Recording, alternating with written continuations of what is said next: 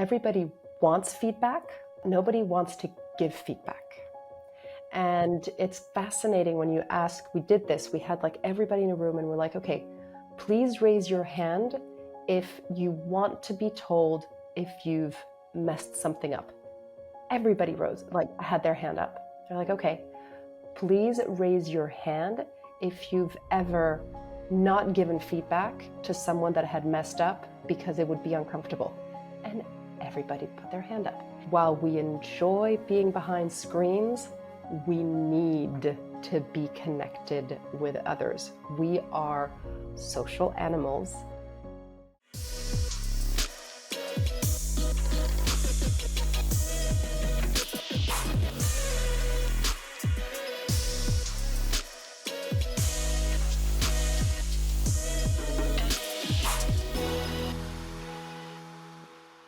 Welcome to Meaningful Marketing, Mentoring, Mattering, Season 2, with me, Joseph Alcantara. This season, we'll hear from inspiring experts who are continuously thriving while making meaningful breakthroughs in their careers, advocacies, and personal lives. Before we dive in, please don't forget to hit the subscribe button and notification bell so you're updated every time we have a new episode or video. Today, we are very thrilled to have with us Pauline Oudin. She's the CEO and partner of Gradient Experience. Pauline is a visionary in experiential marketing, recognized as one of wine enthusiasts 40 under 40, and lauded by Fast Company for her innovative approach. With a global perspective and a proven track record of delivering powerful, measurable results, Pauline has worked with iconic brands like Cartier, Beam Suntory, and the L'Oreal Group. Let's dive into her journey and explore how she elevates human connections through marketing. Please welcome to the pod, Pauline. Hi, Pauline. How are you? Hi, Joseph. It's lovely to be here. Thanks for having me. Thank you so much for saying yes to the invite. I'm sure that the audience will learn a lot from your very rich and meaningful experience. So let's start with the very important first question that I ask all my guests, and that is, what's your meaningful life story? Take us back to your origin story, your background, and your lived experience that led you to where you are today, please. So, lots of ways that I believe I have had a meaningful life so far, but I think there's 3 areas that I really want to focus on. The first one is multicultural. And while I had the luck and opportunity of actually growing up in different countries and then pushing that further by choosing to live in another country than where I grew up as an adult, I think that the experience that you have from living, even if it's a short while, even if it's a semester of college, even if it is an experience of working for a summer somewhere else, the experience of truly living in a different environment is hugely helpful for anyone that is going to work in an environment where you need to imagine what it's like to be the other, whether that is marketing, whether that is sales. You need to put yourself in another person's shoes. And I can't think of a better way than truly living in an environment that is entirely different than your own. So that would be the first one. The second one is I'm a theater geek. I'm not quite sure where it came from, but I always enjoyed theater as a student when I was actually acting, but then later on living in New York, which is such a center of culture, being able to support theaters. I was on a theater board for a very long time, Playwrights Horizons, and I realized that the work that I enjoyed seeing on stage definitely infused the work that I ended up thriving in, experiential marketing, because experiential marketing is actually theater for brands, right? You're helping a brand tell its story in a way that can be lived. So just like there's I don't believe, any way better, any art better for helping me truly feel what it's like to be another human. I remember an amazing play where I came out, I was like, wow, I actually felt what it was like to be a gay Black man. I mean, I am a straight white female. So, how could I ever truly feel that life, even for a really short amount of time? Again, sort of like that creation of deep empathy helped me understand how to do that for brands. How can you not just tell what a brand is about, but live a brand? And I think that definitely comes through from theater, a theater background. So, whenever you have an opportunity of really digging into your passion on the side, then eventually it does end up fulfilling elements of your work. At least if you are lucky enough to make the two match at some point. And then I wouldn't be true to myself if I didn't mention the third one, which is motherhood and wife. And a lot of people have asked me, the eternal question that women in leadership are asked, which is interesting because often men are not asked, but how do you balance it all? You have a thriving career and children.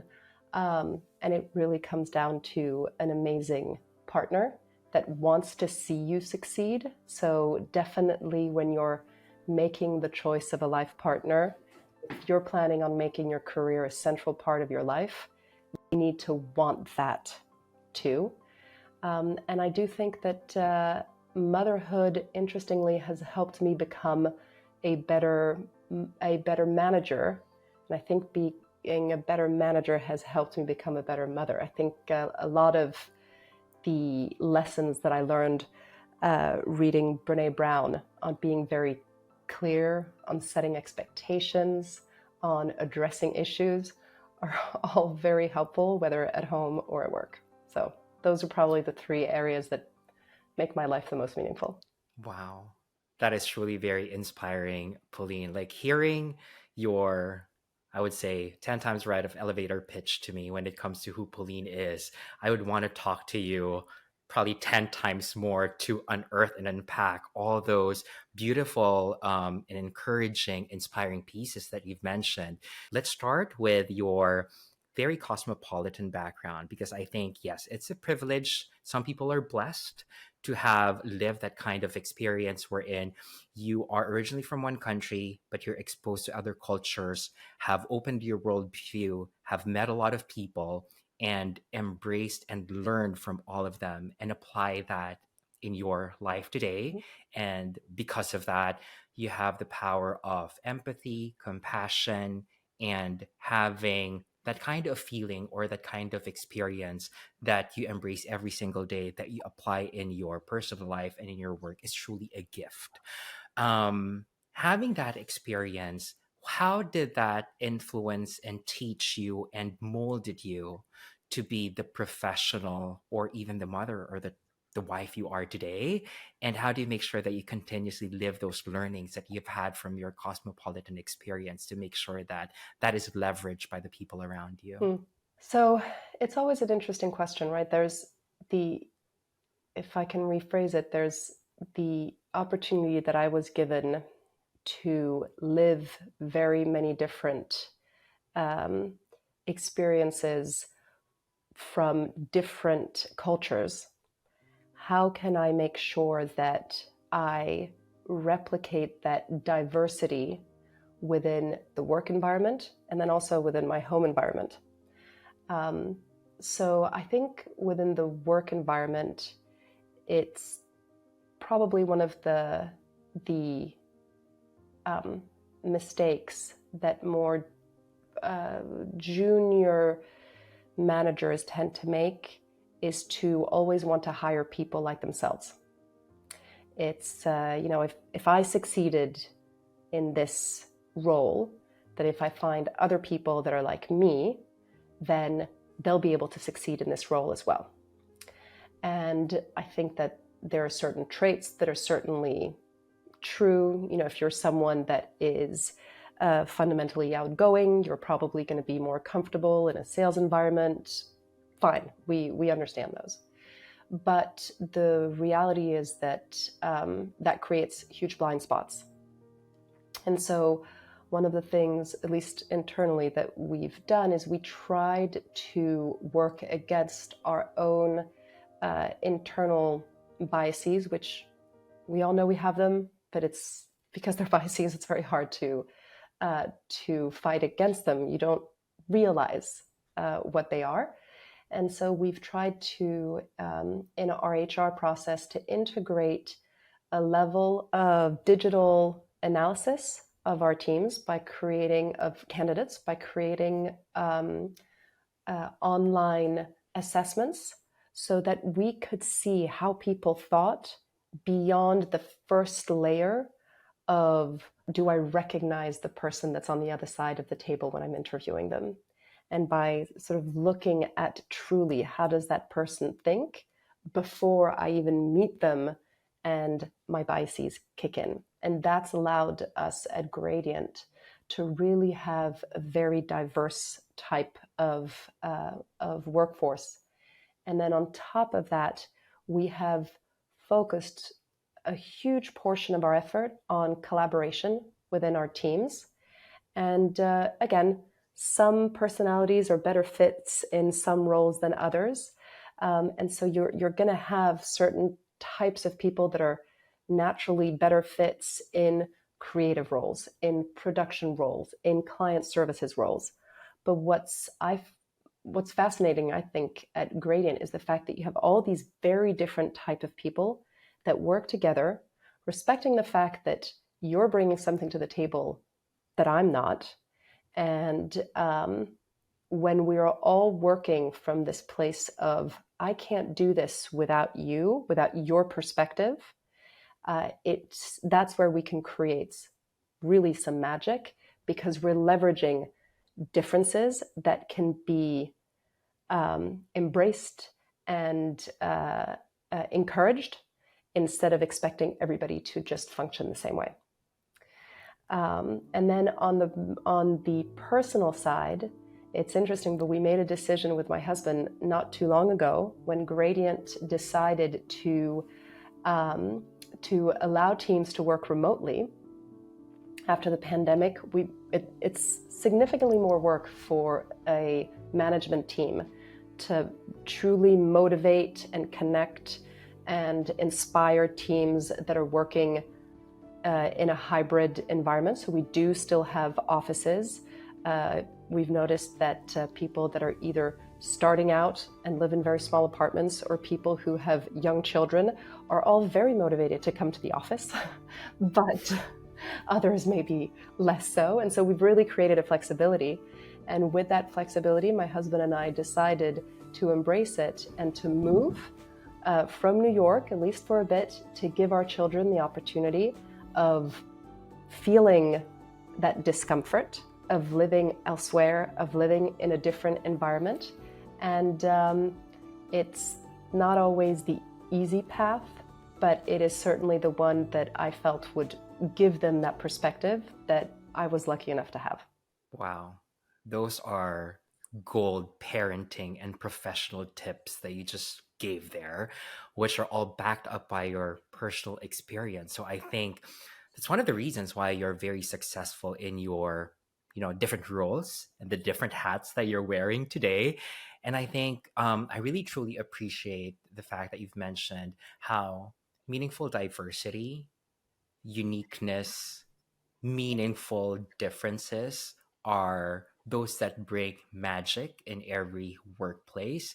And being intentional about it is also very important, because traditionally we all know that, especially in previous industries we're in, it's better to have a templatized or one size fits all kind of a mold, because it's relatively easier to manage folks who probably would speak and think the same way.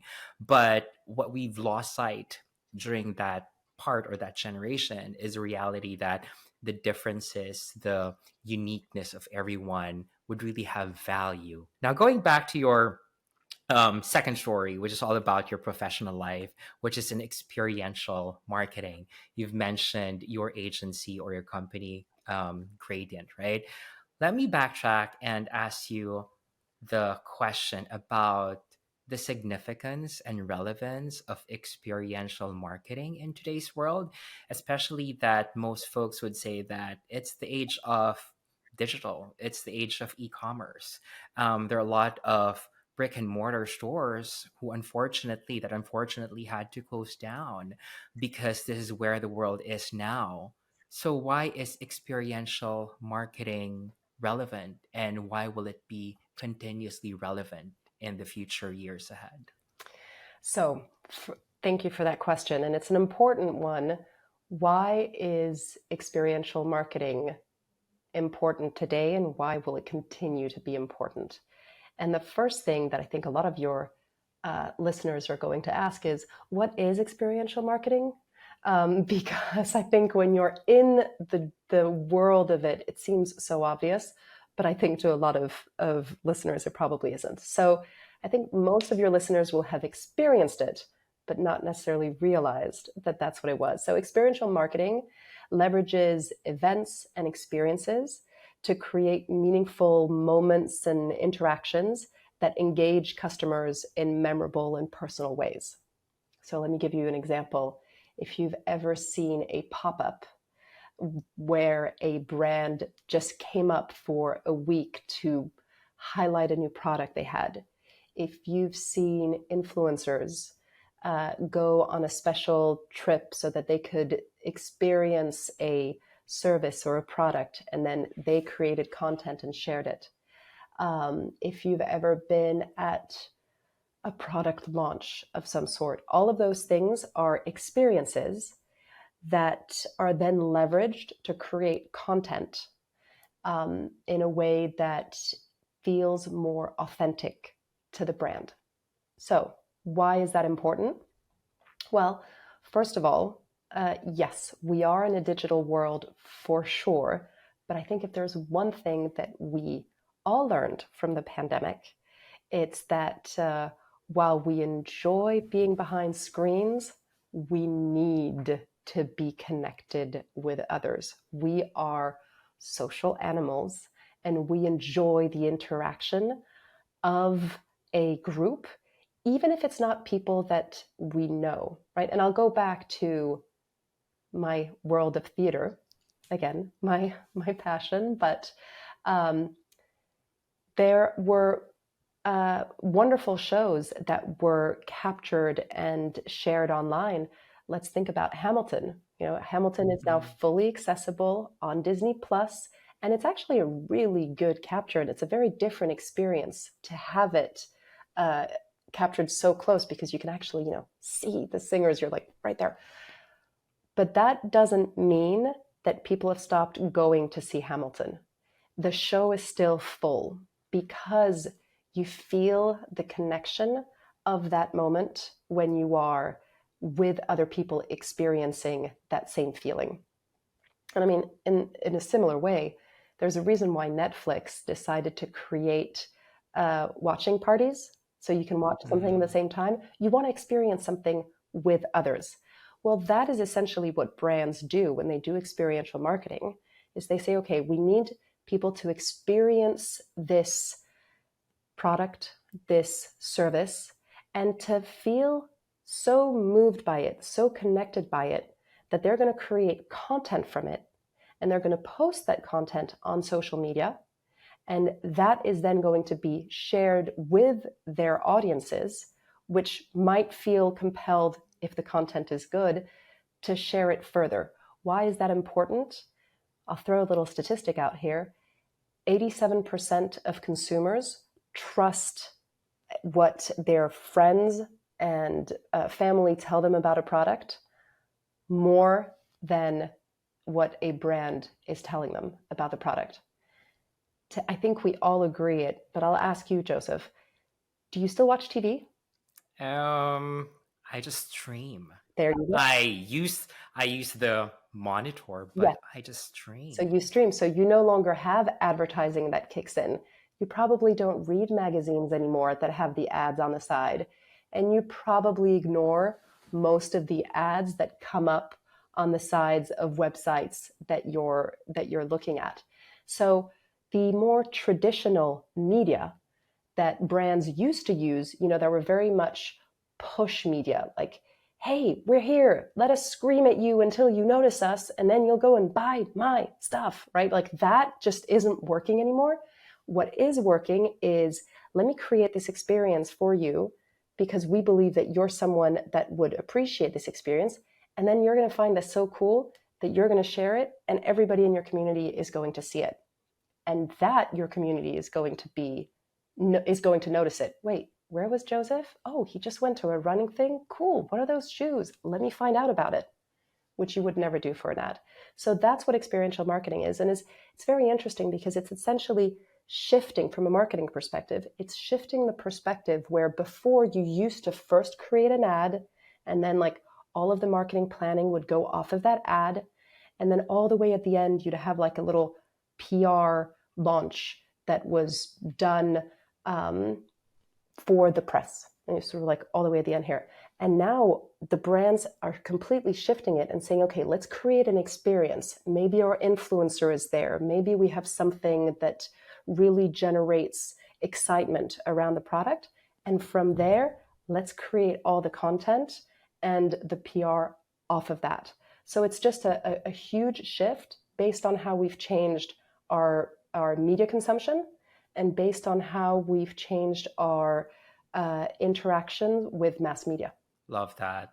Thank you so much, Pauline, for giving our audience that top line definition of what experiential marketing is all about today, and really showing why it's not an and or a digital marketing versus experiential, but going back to your example when it comes to the diversity and the importance of the uniqueness of different people, mediums, it's pretty much the same thing there, wherein there's a complementary mesh that kind of, feeds into each other, that brings out the best for the end consumers. Because I remember back in the day, like 20 years ago, when I started in marketing, like activation is like part of below the line activity, which is pretty much what you've mentioned. We're in, okay, you have an idea, you have above the line, and then the sad, by the way, for BTL comes in the end, and it's very separate. But the way you've explained it right now is that it becomes a fuel to really put that story or that experience front and center for the customers, and then to amplify those stories, whether within social media or other digital channels, that will eventually create that, word of mouth or recommendation or advocacy factors to really put the campaign or the brand story come alive in other people within their own small niches or network, which I think is a real beauty of what experiential or in real life marketing is all about in today's world. Now that you have showcased that example and you are, advocating for that, and I'm sure that your agency is very successful in showing that, and that's the reason why brands are actually trusting you. You have a lot of other competitors. There are a lot of other experiential, agencies. What sets, Pauline apart? What sets your approach as an organization or as a leader of the agency different from other companies? And that's probably the reason why you're being recognized by different award giving bodies or different publications that really, allows you to shine as a CEO and your agency to continuously thrive. What generates the success of an agency? I think that fundamentally it comes down to the values of an agency and the focus of where they want to create value for their clients. So I'll start with the values. I mentioned it earlier, but collaboration is one of the key values at Gradient. And I think I mentioned her already, so it sounds like I'm pushing her work, but we did the whole work that Brene Brown recommends of establishing your values, and we did that as a bottom-up approach a few years ago, and thank goodness we did it pre-pandemic, because obviously it was a very rocky road in our industry, and having those values that we could that we could hold on to during those rocky times, I definitely think saved us. But one of those key values is collaboration. And I think that one of the reasons why our clients keep coming back to us is that not only are we extremely collaborative internally, right? We have the creative and the production and the client services all pushing and pulling to find the best possible solution for clients, but we integrate our clients in that. And I remember one of our clients that fondly sent a message after we had finished their big production, and we did the post-mortem and all the learnings and pulled all of the reports for them on what the results were. And after all of that, we said, okay, well, we no longer need our weekly call. And the client sent a message and saying, no, but that was the funnest part of my week. Sorry, but feel free to hire us again. And just knowing that we will never know their product as well as they will, right? They are always the product or the service expert, and to have them be part of that collaboration is key, and I think has been one of the reasons for our success. I think the second thing is a lot of our competitions can be extremely creative. And oftentimes they'll come up with ideas and we'll see it and we're like, oh, that's so cool. But I think one of the big differences with Gradient is that we always come back to, okay, but is that really cool idea? Is that fabulous firework that you've just thought about? Is that going to create the business results that you are looking for? And everything that we do is measurable and tied to a KPI. And in an industry that often has been about how pretty is it, how lovely are the flowers, focusing on, okay, but are flowers actually necessary given the business objective that we have? And maybe it is, maybe it isn't. Sometimes it absolutely is. But really making sure with our clients that we are clear on what are the business objectives, and therefore what's the idea that's going to support that? How are we going to measure those results so that afterwards there's no question in their mind as to whether that was a good investment? And our success metric is not whether this wins an award, but whether our client comes back and tells us our CFO said that this was a great investment and that we should do more of this next year. That is beautiful in terms of how you were able to crystallize, especially, in an agency, you're supporting or you're serving a client, and making sure that what hits home would be the measure of their success, which is pretty much what you are safeguarding. And I think it's my first time to hear this, having the collaboration or having them experience and be within the process, I think is part of the magic. And I think hats off to you and probably your theater experience, because you again have integrated that into the client experience, which I think, I'll be honest, as a client, we typically sit down on presentations. I am personally very excited whenever an agency presents to me because it's a form of information and entertainment. But at the same time, the whole collaboration experience is also something that's really very helpful because you're part of it. You're part of the bigger story and that bigger mission that you guys are all trying to accomplish together. And I think for an agency to really foster and to put that forward across all clients would really be a reason for differentiation and for them to continuously work with that agency. So I think that's a great success piece that whether you're a client or an agency folk who's listening to this conversation, they would probably have to consider and adapt based on what will be working for them. But that kind of mindset, going back to your background and who you are as a person, female leader, mother, wife, into theater, I'm sure, and I've proven that after, asking you previous questions earlier, that you're using all those, experiences or your learnings and your roles into your overall leadership and your style when it comes to your agency operations. So as a female leader, how do you navigate the challenges of leading in a predominantly male industry? And what advice would you give to aspiring female leaders, especially those who are just starting?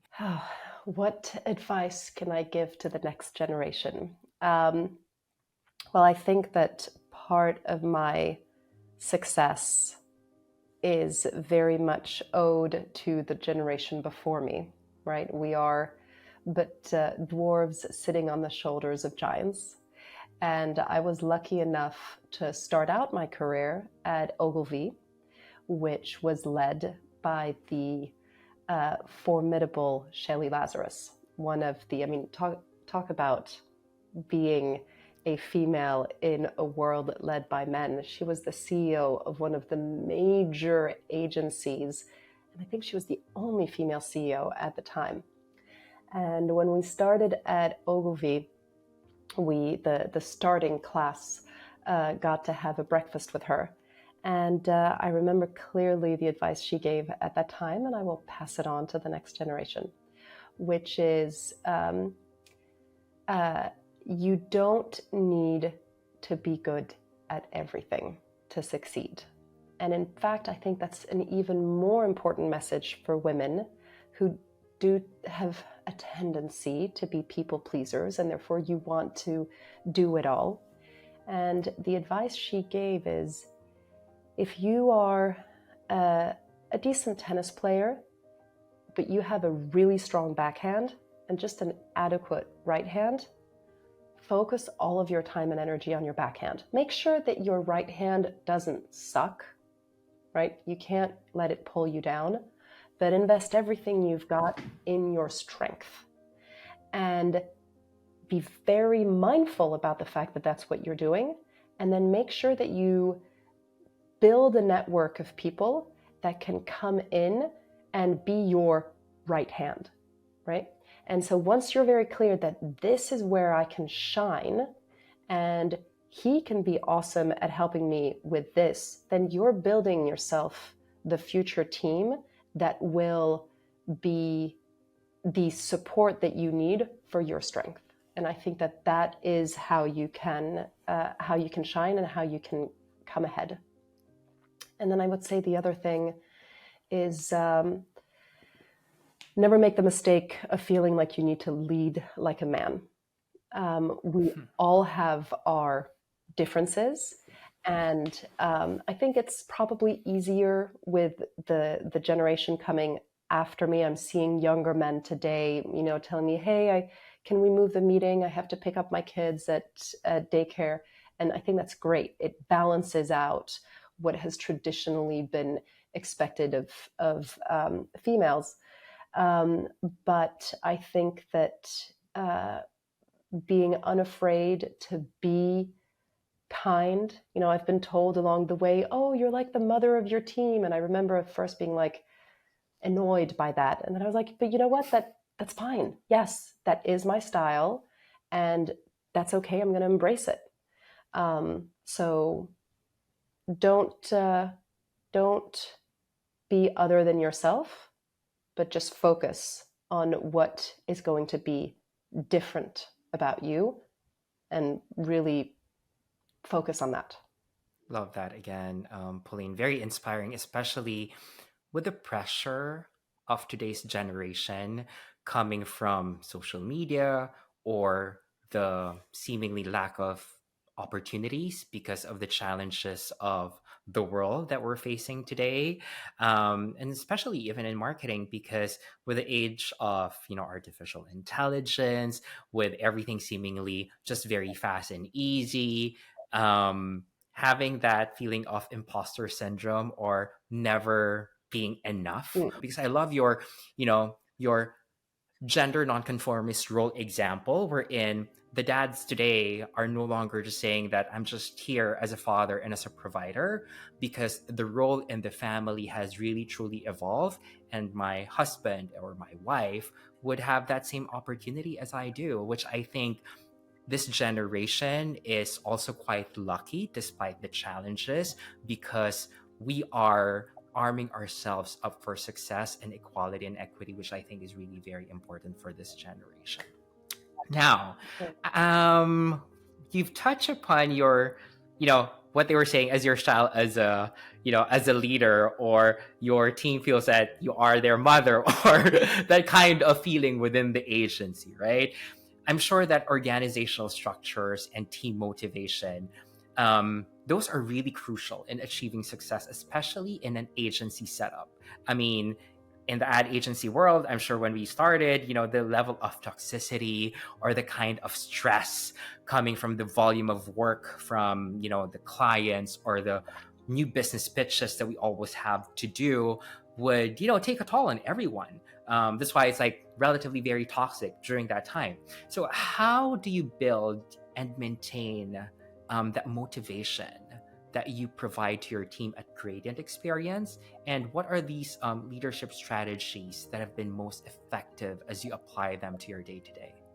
So for me, I think that the most valuable and effective management strategies are twofold. One, transparency, and two, regular and direct feedback. So I'll jump into each of them and explain what I mean by that. Transparency and clarity, which are not entirely the same thing, are key on both sides. If I am being briefed on something, I need to be very clear on what it is you need from me. And if I'm a junior, I can make sure to rephrase what it is that I understand you need from me, because I think the other side may have thought they were clear, but there is going to be a whole lot of time saved if both sides agree on what does done look like and when exactly do you need it by. And I think a lot of the inefficiencies that we have seen in the past was from oftentimes the very hierarchical setups where requests were passed down and the person at the end was like, wait, what am I supposed to do? I need to do this by when? But nobody was, you didn't have that 30 seconds of, so to be clear, you need all of this data organized by state and by month. No. I don't need it by month, just by state. Okay, well, that just cut my work in half. Great. By state, off I go. So I think clarity and then transparency. I think that tough management decisions are a whole lot easier to understand when the teams see a clear progress in numbers from the whole company on a regular basis. So at Gradient, we do share our numbers at least quarterly with the entire team, so they can see where are we at, how much do we need to still make, where are we at before we start hitting bonus numbers, etc. And sort of providing that visibility is work for leadership, and it can feel scary because sometimes you just want to hide the bad news, but your teams are adults and you shouldn't be hiding stuff from them. I think that being transparent with them shows that everybody's in this together. So that's the first part. And then the regular feedback, I think, is really key. And it's important to understand that everybody wants feedback. Nobody wants to give feedback.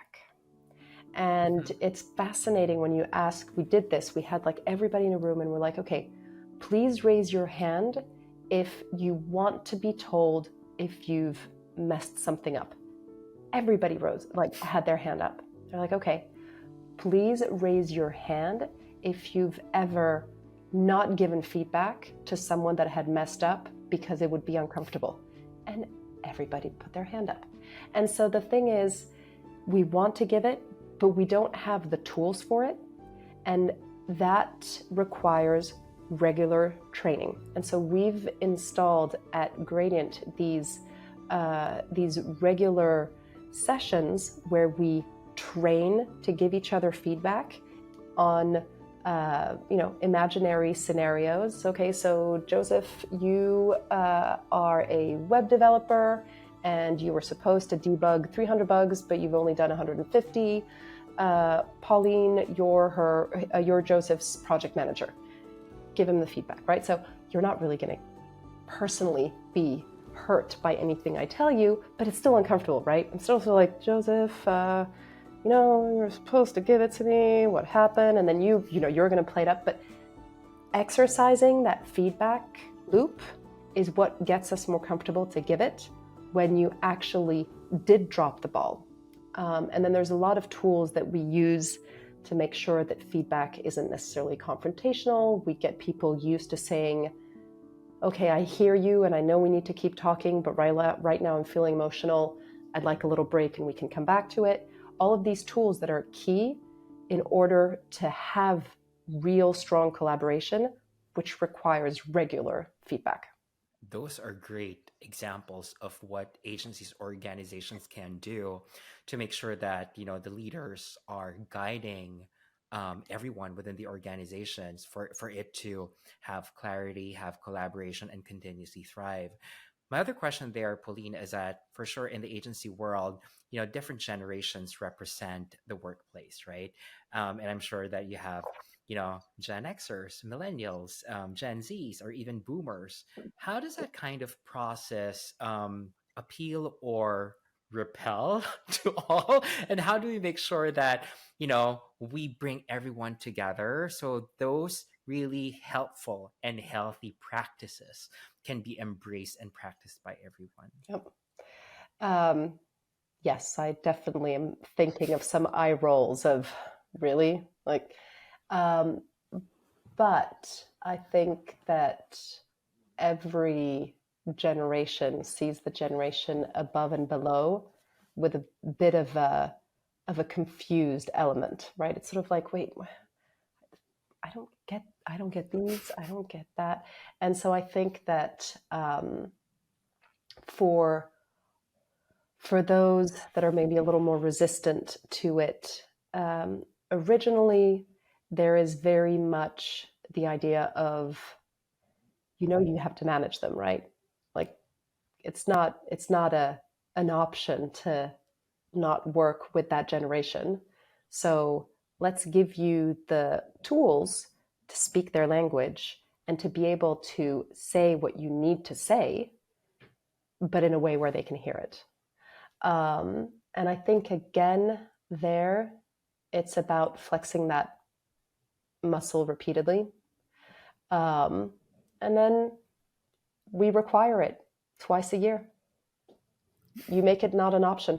And I think it's very important. I mean, you've mentioned earlier in a company, we're all adults here, we're all professionals. So you're expected to do, say, for example, conflict resolution, Yep. or to have those difficult conversations because you're all working towards a common goal. And at the end of the day, having that clarity and transparency and having that reality check that, we just need to work together. We don't necessarily have to, cuddle each other or become family. I think teamwork is very important. And I think in today's generation, it's just a matter of practice. And hopefully everyone will be able to, have that kind of mindset for everyone to succeed. Last couple of questions, Pauline, because I know that, time is very important for you, but I really want to take advantage of this beautiful conversation. We've talked about generations, right? So as a leader and change maker in today's generation, and you represent an industry that's really elevating human connections, how do you contribute to elevate and amplify that importance of human connection given this seemingly disconnected and sometimes disjointed world where we live in? Where do you see yourself playing that part as a experiential, marketing industry change maker to make this world a little better than where we see it today? So the first thing I have to say with this question of how do I see our work making our world a little bit better is, of course, I have to put it into perspective, right?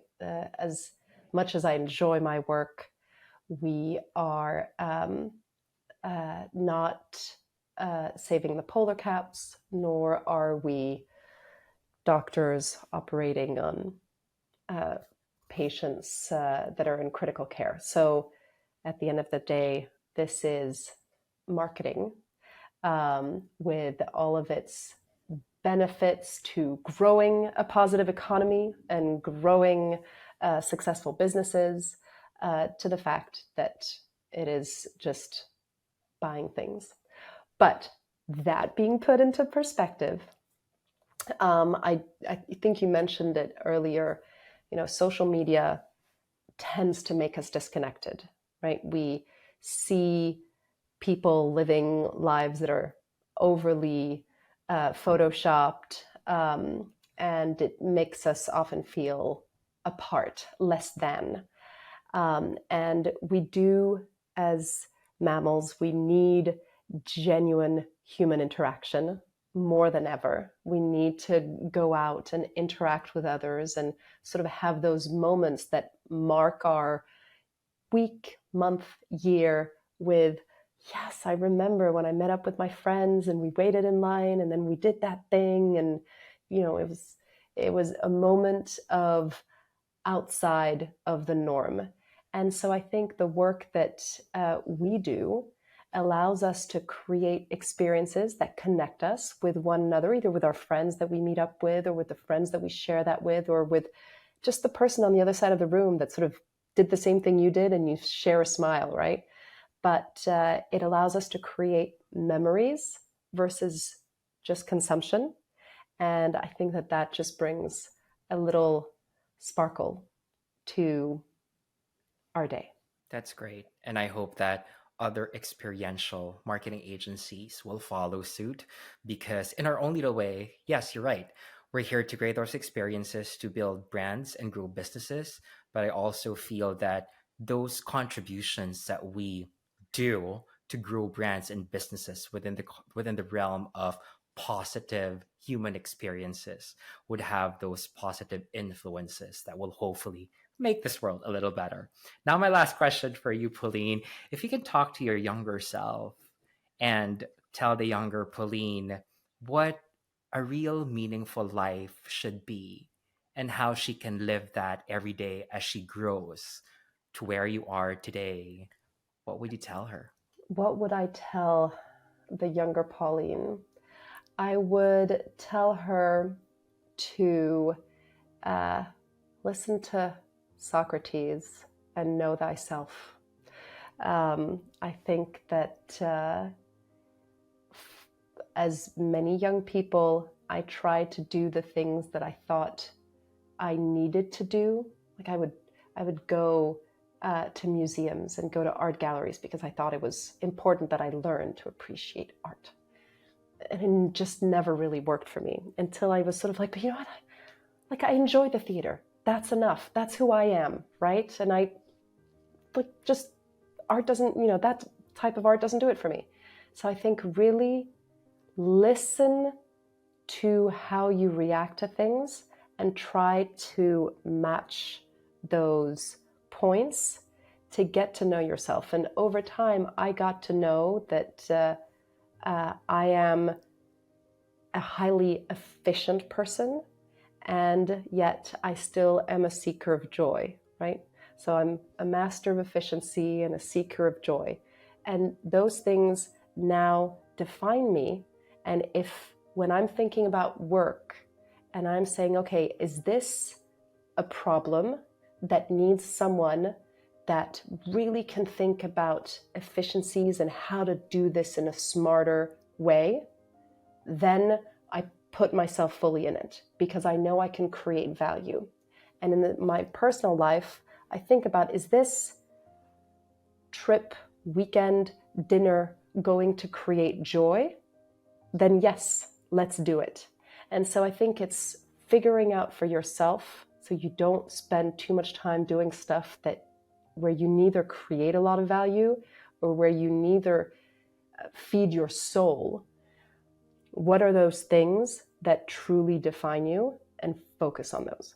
Thank you for sharing your gift. And with that, I want to give you the floor for those people who would want to reach out to you get to know more of Gradient, or to talk to you, floor is yours. Let us know how they can best reach out to you.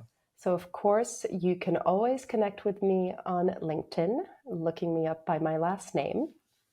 And then for Gradient Experience, you can, of course, sign up on our website for our newsletter. And very excitingly, we have a white paper that is coming out in the next few weeks, which, if you are interested in experiential marketing, or if you are working in another experiential marketing agency, we create a whole framework based on our 15 years of experience of how to really create impactful experiences. So I think that may be a great way also to learn from our accumulated knowledge over at Gradient. Thank you so much, Pauline, for this beautiful conversation. I enjoyed it. Thank you very much, Joseph. Have a great rest of your day.